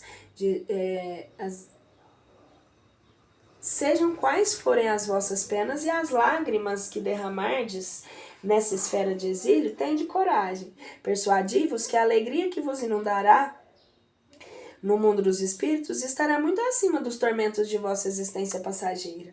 O vale de lágrimas é um vale que se deve desaparecer para alugar a brilhante morada da alegria, fraternidade e união, a qual por vossa obediência à santa revelação chegareis. A vida, meus caros irmãos, nessa esfera terrestre inteiramente preparatória, não pode durar mais que o tempo necessário para se viver bem preparado para essa vida que não poderá jamais passar.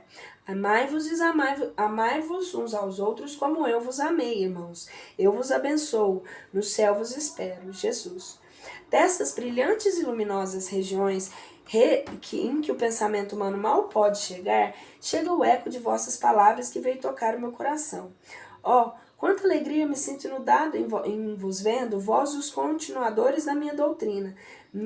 Nada aproximado do testemunho dos vossos pensamentos. Vós vedes filhos, a ideia regeneradora lançada por mim outrora no mundo, perseguida e retida sob um momento sob a pressão dos tiranos, como vai agora, sem obstáculos, esclarecendo os caminhos da humanidade, tão longo tempo mergulhada nas trevas.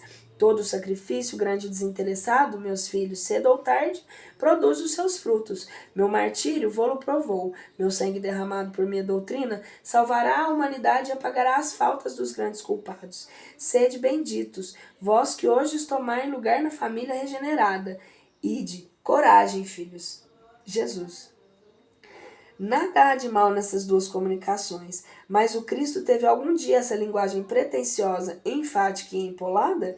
Compare-se ambas que as inserimos antes, assinada com o mesmo nome, e verá que lado está o selo da autenticidade.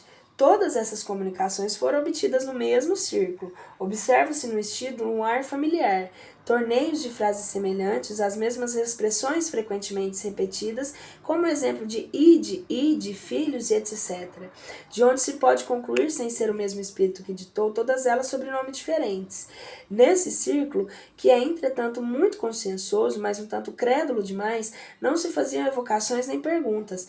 Tudo o que se esperava das comunicações espontâneas, e vemos que isso não é uma grande identidade. Com perguntas um tanto exigentes e dispostas com lógica, facilmente teriam colocado esse espírito no seu lugar. Mas ele sabia que nada tinha a temer, desde que nada lhe perguntavam, assentando sem controles e de olhos fechados tudo que se dizia. Que bela é a natureza, como a providência é prudente em sua previdência, mas a nossa cegueira e as vossas paixões humanas vos impedem de adquirir a paciência na prudência e na bondade de Deus. Vós vos lamentais pela menor contrariedade, pelo menor atraso nas vossas previsões. Sabei, então, vacilantes e impacientes, que nada ocorre sem um motivo previsto, sempre determinado em benefício de todos. A razão desses atrasos é a necessidade de reduzir a nada, impacientes doutores, as vossas previsões de anos maus para as vossas colheitas. Deus inspira aos vossos homens a preocupação do futuro para vos levar à previdência. Vede como são grandes os recursos para resolver os vossos temores, propositalmente suscitados, e que nos mais ocultam intenções ávidas, mas que de improvisionar com prudência, inspirada num sentimento de humanidade em favor dos pequenos. Vede as relações de nações para nações que daí resultarão. Vedes quantas transações deverão realizar-se, quantos recursos virão concorrer para remediar os vossos temores. Porque vós o sabeis, tudo se encadeia, grandes e pequenos terão trabalho. Então, não vedes, desde logo, esse movimento uma fonte de certo bem-estar, e para a classe mais trabalhadora dos estados, classe realmente interessante que vós, os onipotentes da terra, considerais como pessoas que se pode talhar à vontade, criada para as vossas satisfações?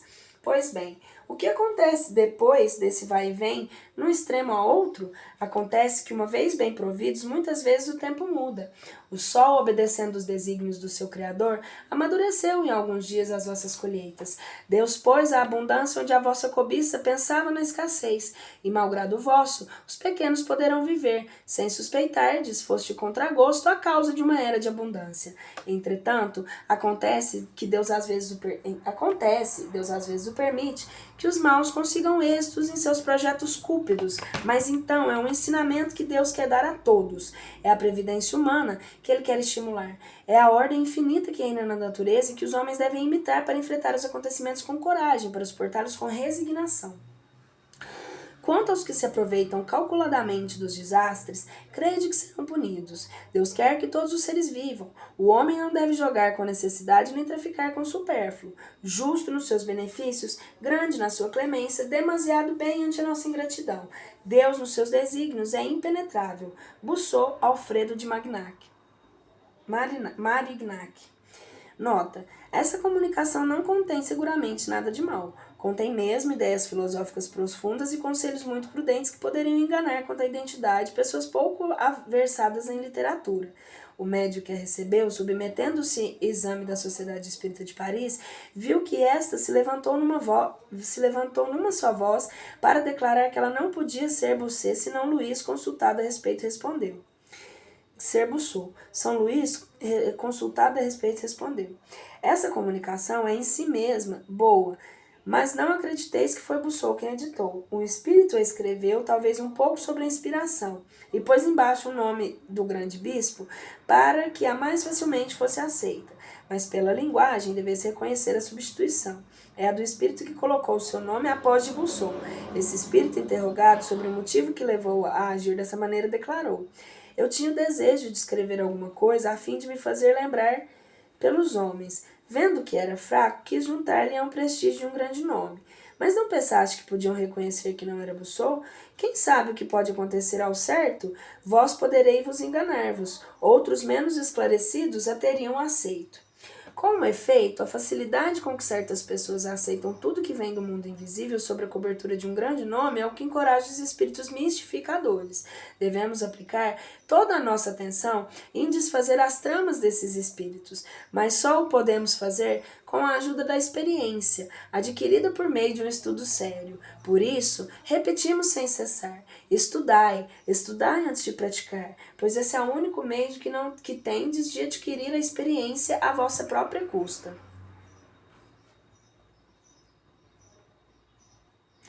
Nota explicativa. Hoje creem em sua fé inabalável porque assentada na evidência da demonstração e porque satisfaz a razão. Tal a fé dos espíritas e a prova da sua força que se esforçam para se tornarem melhores, domarem suas inclinações, mas e porém em práticas as máximas de Cristo, olhando todos os homens como irmãos, sem exceção de raças, de castas nem de seitas, perdoando-se aos seus inimigos, retribuindo o mal com o bem, a exemplo do divino modelo. Allan Kardec. A investigação rigorosamente racional e científica de fatos que relatavam a comunicação dos homens e dos espíritos, realizada por Allan Kardec, resultou na reestruturação da doutrina espírita sistematizada sobre os aspectos físicos, filosóficos e religiosos.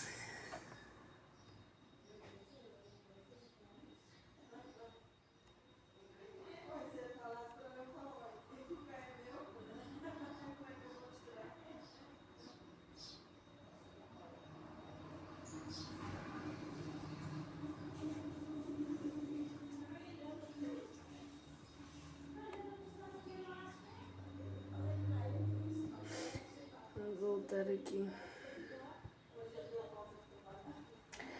O estudo meticuloso e isento dessas obras nos permite extrair conclusões básicas. Todos os seres humanos são espíritos imortais, criados por Deus em igualdade de condições, sujeitos às mesmas leis naturais de progresso que levam todos gradativamente à perfeição. O progresso ocorre por meio das sucessivas experiências em inúmeras reencarnações, vivenciando necessariamente todos os segmentos sociais, uma única forma de o espírito acumular o aprendizado necessário ao seu desenvolvimento. No período entre as reencarnações, o espírito permanece no mundo espiritual, podendo comunicar-se com os homens. O progresso obedece às leis morais ensinadas e vivenciadas por Jesus, nosso guia e modelo, referência para todos os homens que desejam desenvolver-se da forma consciente e voluntária. Em diversos pontos de sua obra, o codificador se refere aos espíritos encarnados em tribos incultas e selvagens, então, existentes em algumas regiões do planeta, e que, em contato com os outros solos da civilização, vinham sofrendo inúmeras transformações, muitas com evidente benefício para os seus membros, decorrentes do progresso geral, quais estão sujeitas todas as suas etnias, independente da coloração de sua pele. Na época de Kardec, as ideias frenológicas de Gall e das filosofias da fisionomia de Lavater eram aceitas pelas eminentes da ciência, assim como provocou enorme agitação nos meios de comunicação e junto à intelectualidade e à população em geral. A publicação em 1859 de Charles Darwin com as naturais intercorreções e incompreensões que toda ciência nos nova apresenta. Ademais, a crença de que os traços da fisionomia revelam o caráter da pessoa é muito antiga, pretendendo-se haver aparentes relações entre o físico e o moral. O codificador não concordava com diversos aspectos apresentados por essas assim chamadas ciências. Desse modo, procurou avaliar as conclusões desses eminentes pesquisadores à luz da revelação dos espíritos, trazendo ao debate o elemento espiritual como fator incisivo no equacionamento das questões e da diversidade das desigualdades humanas. Kardec encontrou nos princípios da doutrina espírita explicações que apontam para as leis sábias e supremas, razão pela qual afirmou que o espiritismo permite resolver os milhares dos problemas históricos, arqueológicos, antropológicos, topológicos, psicológicos, morais, sociais, etc. De fato, as leis universais do amor e da caridade, da imortalidade da alma, da reencarnação e da evolução constituem novos parâmetros para a compreensão do desenvolvimento dos grupos humanos nas diversas regiões da orbe. Essa compreensão das leis divinas permite afirmar que o corpo procede do corpo, mas o espírito não procede do espírito. Entre os descendentes das raças há apenas consanguinidade.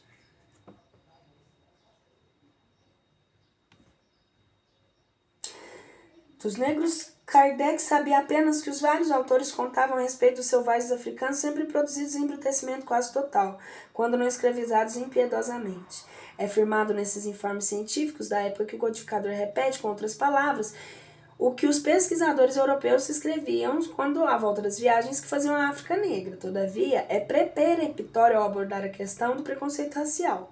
É importante compreender também que os textos publicados por Kardec na Revista Espírita tinham por finalidade submeter a avaliação geral das comunicações recebidas, bem como aferir a correspondência desses ensinos com teorias e sistemas de pensamentos vigentes da época.